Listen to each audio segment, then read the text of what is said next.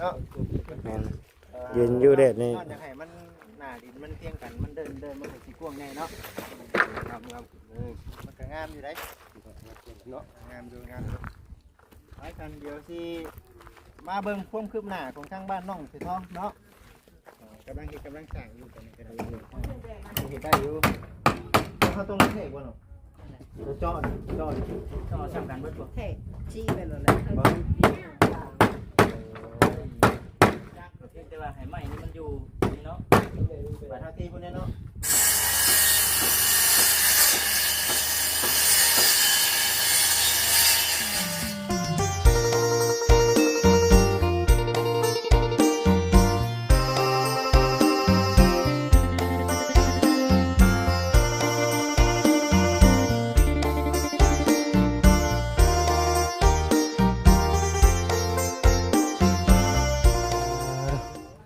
ออกมานี่เนาะสิเอาให้มันชื่อได้บ่ช่างแก้วเอาให้หน้าเดินระดับเดียวกันเนาะแบบนี้โอเคอยู่ทางบ่จิตว่าได้กี้มันสูงนี่มันต้องมาถมมันตะกี้ทำได้ช่างแก้วผมเอาดินเดี๋ยวเราได้เอาช่างแก้วสบายดี FC เบิดสุขสู่คนพอได้บ่ว่าเสียงนะ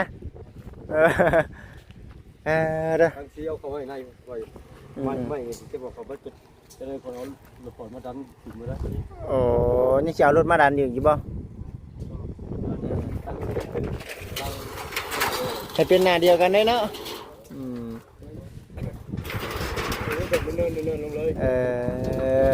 คักแล้วบัดนี้เนาะเดือนมันก็สิกว้างบางหันได้สังแก้ว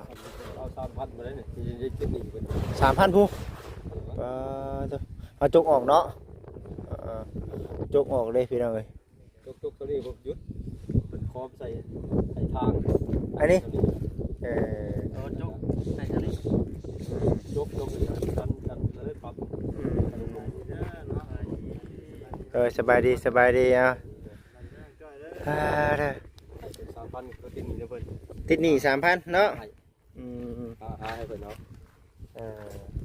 ไปสับไปเนาะไปอยู่ห้องผู้ไปเนาะ ยืนอยู่เด็ดนี่ อยากให้มันหน้าดินมันเทียงกันมันเดินมันก็สิกว้างแน่เนาะมันก็งามอยู่ได้เนาะงามอยู่ไปกันเดี๋ยวสิมาเบิ่งความคืบหน้าของทางบ้านน้องสิท้องเนาะกำลังสร้างอยู่ตอนนี้ก็ได้ ร้านเขาเรียกมั้ย กำลังเริ่มเนาะหยุดกันหลายวันเถอะกินชีสมากก็จนเมื่อยกินเนาะ จนเจ็บแขวได้กินซีนมากกระบอก เจ็บแขวเนี่ยเจ็บท้องเนี่ยแล้วเนาะ สาวปีเนาะ ต้องก่อนนั่นก็เป็นน้ำเลยเนาะ เนาะแม่นชิมหลายดูชิมงัวเจ้าถือว่าคักแล้วพี่น้องเลยไปซะเนาะคุณทั้งน้องๆเพิ่นมาเสียงนะเนาะปู่สบายดีค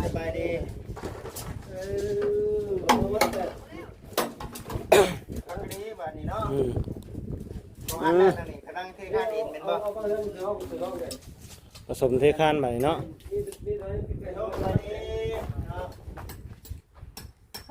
เป็นจังได๋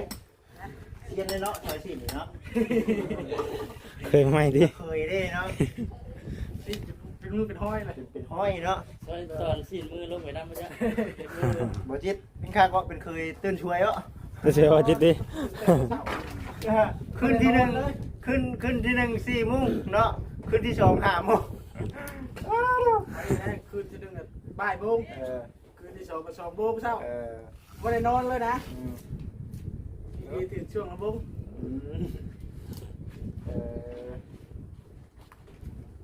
กำลังก็เป็นนี่เนาะห้องนี้แหละหรือว่า เด็กคาดอีก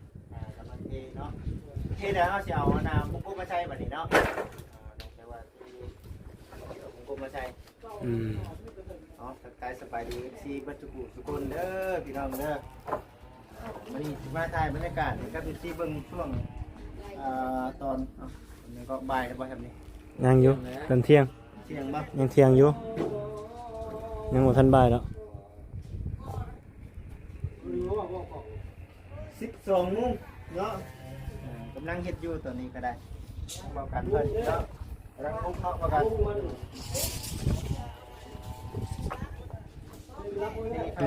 นี่ก็ได้เนาะมันจะเน็ตคือกันว่าซั่นนะ มันได้แค่2เซนเนาะโอ้เป็นยังว่าสิเฮาครับ ไปช่างกันนะ นี่ไป เนาะมีไฟเด้ นี่ดิเขียดเป็น เสียบไฟอยู่เนาะมีแบบมานี่เนาะเขาแบบมานี่ ที่ข้างเป็นมาพื้นนี่ ก็ได้แล้วทางเจ้า เหมือนเนาะ ได้แล้วพี่น้องเอ้ยเนาะหรือว่าได้แล้วสำนีนับมือแล้วนับมือนาสีเห็นสมมุติเป็นห้างแล้วที่สมมุติ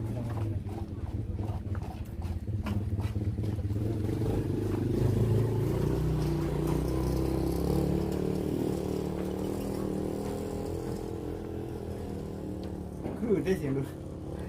เนาะเนาะบ้านน้องสลาเด้อพี่น้องเนาะยังไม่ได้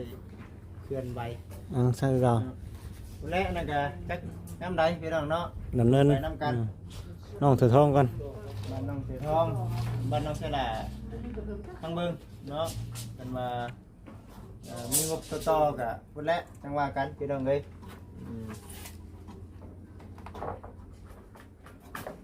เมื่อวานนี่เฮ็ดอยู่บ่น้องเสือทองเมื่อวานนี่ สีเอามันหอน แม่น แม่น เฮ็ดอยู่เนาะเล็กๆน้อยๆเนาะแค่นั้นเองเนี่ยเอาแล้วเนาะ โอ้ยเนาะ เมื่อบ้านบ่ เมื่อบ้านตั้งแต่เพิ่นนั่นผู้ โอ้ มัวแต่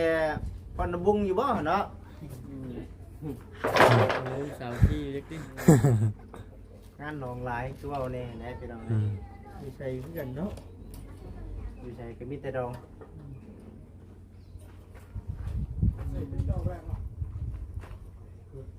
สิได้ทั้งลุงเกิดมัดเพื่อนบ่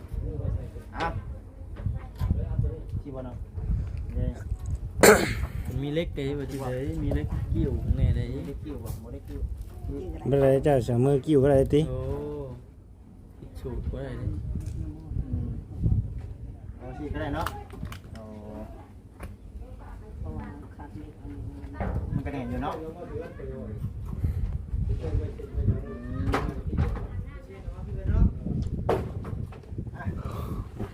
ไม่ปันนี้สิเรียนปันใด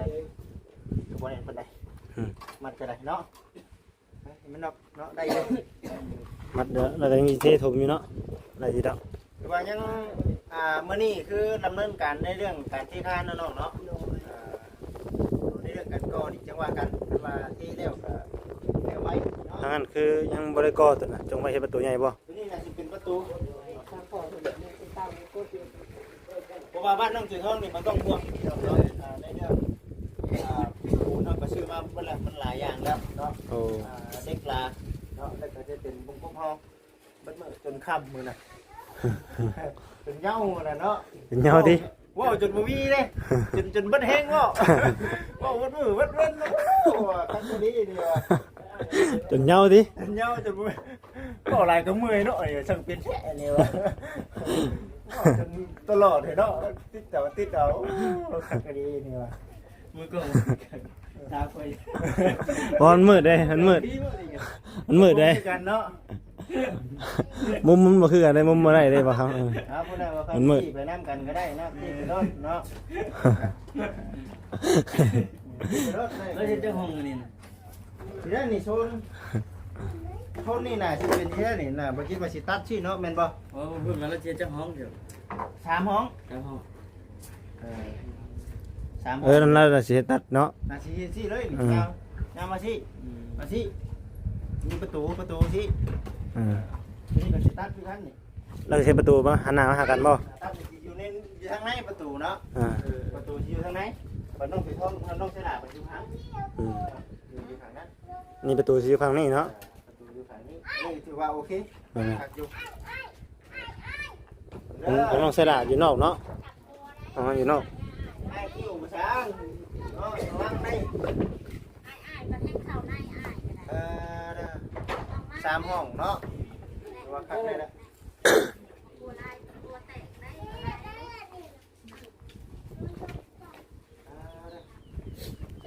ยังสิมีงานอีกอยู่เนาะทางแก้วแม่นบ่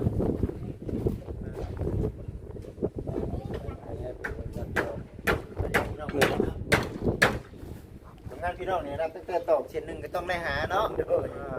ไปจิ้มแควแล้วพี่น้องเลย มืดเนาะ คือว่า มืดพี่น้องทางนี้ อยู่ในขั้นตอนการ ได้อยู่พี่น้องเนาะหนามืดใช่เปิดแล้วหนาวจิตให้เห็นแต่เสียง มีเสียงดิ ไม่เห็นมืดได้พี่น้อง อยู่ในขั้นตอนของการก่อเด้อพี่น้องเด้อเนาะที่เป็นคำว่าอยู่ในเรื่องบล็อกแก้วเนาะก็สิอยู่ใน6แก้วคือกันเนาะมันบ่6แก้วคือกันบล็อกแก้วนี่พี่น้องเอ้ยเราเคยมาให้ทางน้อง เล็กปู6บ่เล็กปู6เอาเขาอยู่ได้เด้อดอกแบบ บ้านน้องใช่ลานี่ ปูบ่ใส่ปูใส่ปู บ้านน้องใช่ลานี่จุอีกแล้วพี่น้องเอ้ยเนาะคุณและคุณถ้ามีเครื่องคุณและจึงเฮ็ดต่อเนาะถ้ามีงบมีเครื่องคนใดจึงเฮ็ดต่อตัวนั้นก็ได้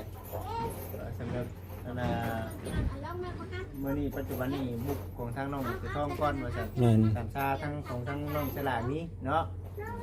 เพื่อนน้องเสือทองเนี่ยยังอีกหล่นโยเวียกนี่เนาะว่าเครื่อง เปิดไปเลยเนาะ เครื่องก็ยังหลายอยู่เด้ ยังหลายแน่คือชงอยู่ได้บ่สินะชงชี คุ้งบ่ สิแล้วเนาะก็ว่ายังแต่บกแก้วเด้โอ้เออ เด้อตะบ่แก้ว ยังแต่บกแก้วนึงเด้บ้านน้องฉลาดน้องเสือทอง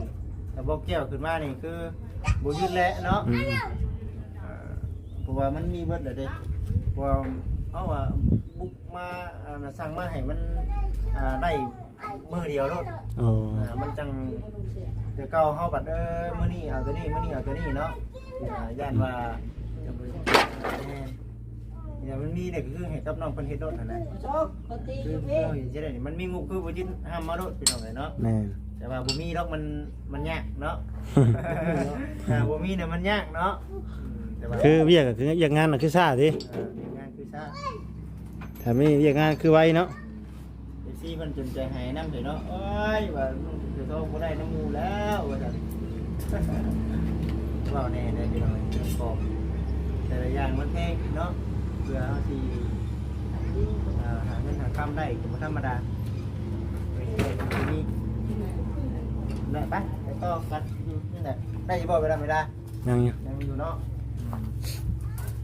บ้านสิใส่ทั่วคือกันมีแต่บ้านน้องจ้อยนี่คือสิโอเคแล้วเบิ่งนี่เนาะเล่น ค ข้าน งในได้น้องจ้อยเนาะ ก่อนหมู่เลยบ้านน้องจ้อยเนาะเราไม่ถ่าตะขึ้น น้องทายได้ขึ้นเนาะมาบ้านน้องไม้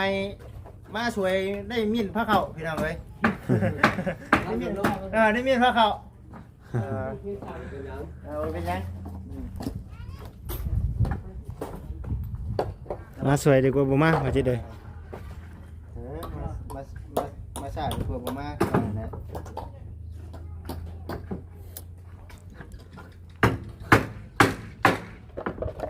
นี่ฮะตกตะปูใส่บ่เนาะ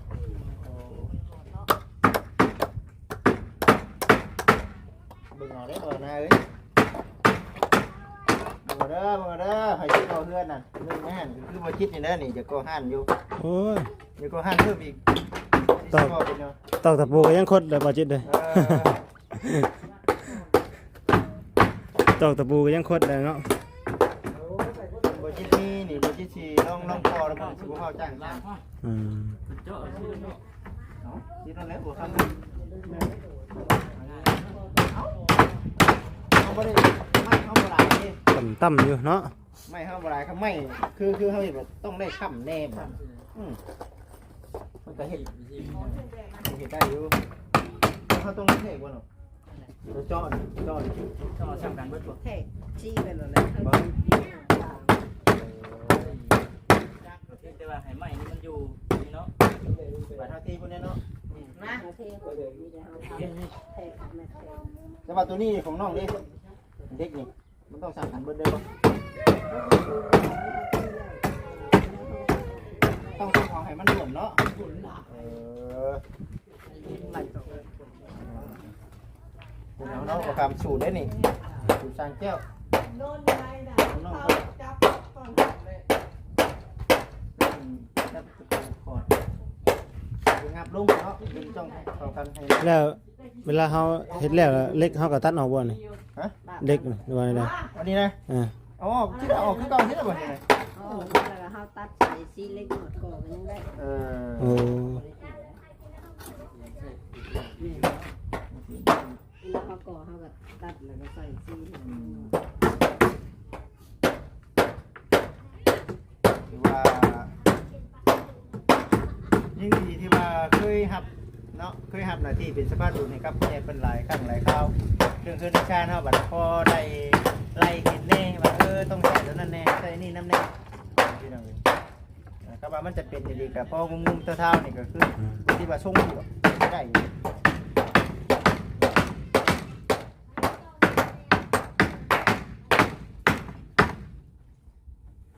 เป็นชั้นนั้นเป็นแล้วก็ผู้แรกบัดนี้จักผู้ใหญ่เพิ่นสิบอกให้ไปทำหน้าที่ทางใดแล้วพี่น้องเอ้ย เบิ่งไปเนาะทำไป ไปนี่ก็คือปูนเนาะผสมแล้วนี่เนาะน้องแม่นบ่ผสมได้เบิดเองเอามาแล้ว แห้งเสร็จแล้วบ่ยังบ่มี ตีข้างได้นี่เนาะ ต้องใส่แห้เนาะ แต่ว่าในเรื่องการผสมนี่เฮานั่นอยู่บ่เนาะเฮาบ่ได้ให้ปล่อยน้ำให้มันทั่วบ่ได้เบิดนั่นบ่ ได้เบิดอะไรก็ได้ ได้เบิดเนาะ ใส่ก่อนก็ได้ จะมาได้ยากจ้ะ ผสมแล้ววันนี้เอาที่ยิบเลยก็ใส่ อันนั้นยากบ่ สบายก็ ตอนนั้นสบายกว่าเนาะ ถ้าใส่พอกันแล้วเฮาก็ลุ้นยาก หันเฮ็ดเนาะว่าซึ่งนะตามสูตรได้นี่นะ เนาะ แสดงว่าผสมทรายกับปนาปูนก้อนก็ได้เนาะถ้ามันรุ่นโตบ่ได้เฮาจะเอาแห่มาใส่น้ำล้างบัด อื นี้ ม คักๆๆๆแบบ ใส่น้ำ เนาะ ได้แล้ว ได้แล้ว ได้เลย ได้สูตรได้สูตร ได้แล้วสูตรซะเนาะยังแต่งบอันยังบ่ได้ เอาพี่น้องเดี๋ยวเบิ่งไปนำกัน แม่น ถือว่าหลายแนวพี่น้อง ๆเดี๋ยวสิเป็นเฮือนเป็นชานเนาะบ่ได้น้อยพี่น้องเอ้ย คือสิเป็นเพื่อนบ่เป็นไง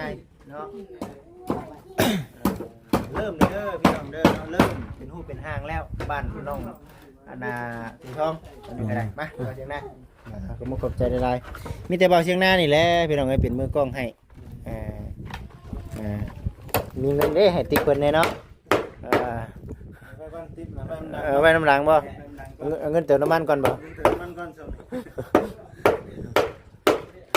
มันก่อนกำลังเลยเนาะนี่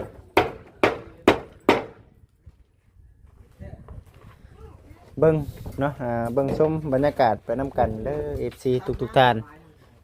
ตอนนี้ปัจจุบันนี้อยู่ที่เฮือนซานดันแป้นน้องถวยทองเนาะกำลังดำเนินการในเรื่องเฮือนเรื่องซานอยู่ปัจจุบันนี้ก็ได้ที่ว่ามาคดว่ามันสิออกลูกแล้วเจือนแล้วน่ะเนาะมันหมอกอยู่หันชับเนาะ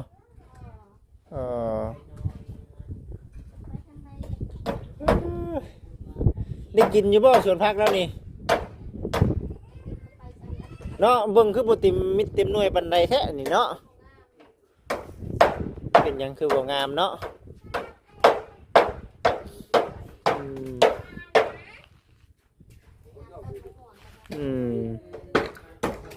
เอาพ่อแม่พี่น้องเอ้ยเนาะเบิ่งชมบรรยากาศไปนำกันเด้อเนาะกำลังเฮ็ดกำลังสร้างอยู่บ้านน้องจ้อยนี่คือหยุดแล้วเนาะคืออยู่ในส่วนเฮือนซานดันแป้นนี่ถือว่าสำเร็จเสร็จสิ้นเป็นที่เรียบร้อยยังแต่พี่แลบัดนี้ที่บุกนักแน่น่าจะเป็นในเรื่องเฮือนของทางน้อง อันน่ะใส่หลากับน้องสวยทองเด้อพ่อแม่พี่น้องเด้อยังหลายอย่างหลายแนวเนาะยังหลายอย่างที่อันน่ะบ่ทันแล้วทันทั่วเนาะปุ่นบ่เวียงเป็นจังไดล่ะเอารถมาปาไปเฮือนน้องจ้อยบ่ว่าเมื่อเด้นะเนาะปุ่นน้องไม้ก็รุกขล้นอยู่ที่เฮือนใหม่เพิ่นพุ่นแล้วบาดนี้ไปใส่บ่ได้แล้วบาดนี้เนาะอยู่เฮือนเจ้าของแล้วตะกี้ยังว่าอันนั้นอยู่ตอนนี้ปัจจุบันนี้ก็เอาเบิ่งน้องๆเพิ่นก่อนเนาะ FC บล็อกเฮานี่ก็สิอยู่ประมาณนี้เนาะเบิดไปน้ำแน่เด้อนี่เนาะ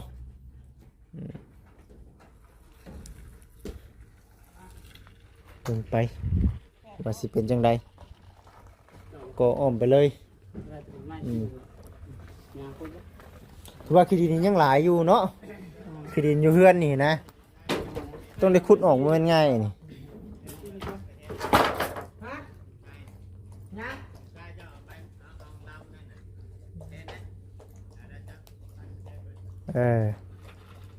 เทนไพ่หลับไป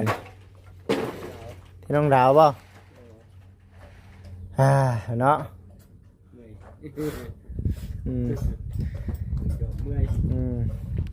ชูน้องจ้อย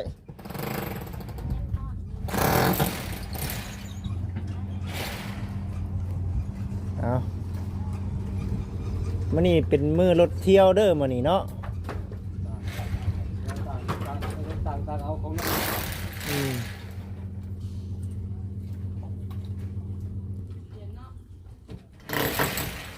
ต่างยืมของน้องหลานได้เนาะ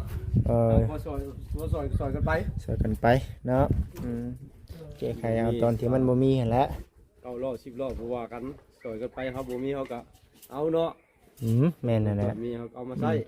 ของน้องจ้อยมีก็ของน้องดาวถือบ่ได้เด้ดึงใส่กันเนาะ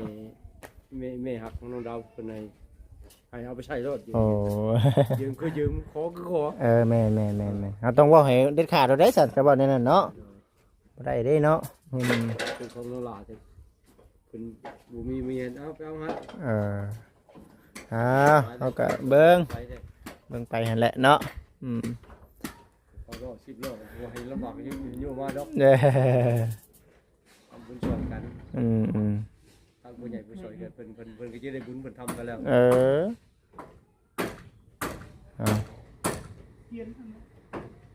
เบิ่งไปพี่น้องเอ้ยฮ้อนเนาะไปนอกก็ได้ฮ้อนบ่ก็ตะนอกข้าต่อนะได้บ่ต้องกินเลยกินเอากินเลย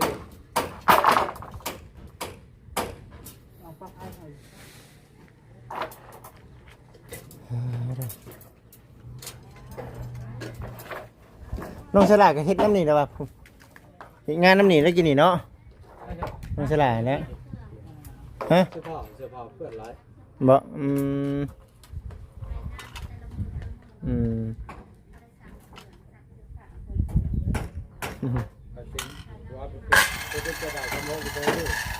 จะบอกสำห้อง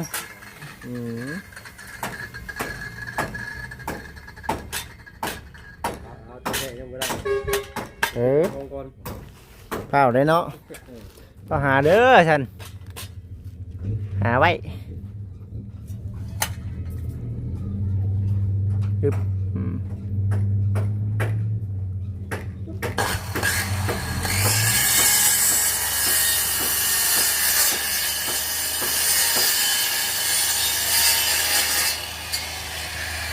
ไป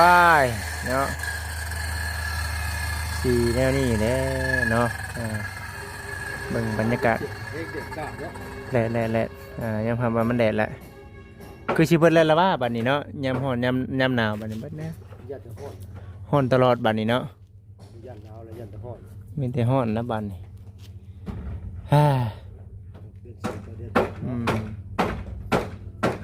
เอาคือสีประมาณนี้เด้อพ่อแม่พี่น้องเด้อโอ้จักจันห้องเข้ามาคือว่าและของธรรมชาติก็แตกต่างกันไปฤดูแล้งกับฤดูฝนเนาะของกินก็ได้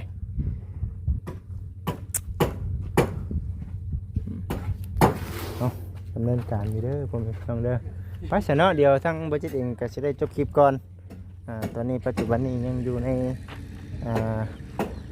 ขั้นตอนของการเฮ็ดอยู่เนาะมีแต่ว่าขอบคุณทั้งแม่หลายๆได้แม่เด้อมื้อนี้ทั้งลูกเองก็ได้มาอัปเดตให้ครับแม่เบิ่งเนาะได้กับทั้ง FC เบิ่งขอบคุณหลายๆแต่ว่าส่วนในเรื่องของทางบ้านน้องฉลาหยุดก่อนเนาะช่วงนี้ก็ได้พี่น้องเอ้ยบ่สร้างได้เนาะถ้าหากว่าทางผู้รักผู้ใหญ่เพิ่นช่วยมาเป็นบางอย่างก็ถือว่าดำเนินการต่อเลยจังบ่ได้ถากันเนาะเอาโอเคพ่อแม่พี่น้องเอ้ยสำหรับคลิปนี้ขอลาพี่น้องไปก่อนขอกล่าวคำว่าสบายดีเด้อพี่น้องเด้อ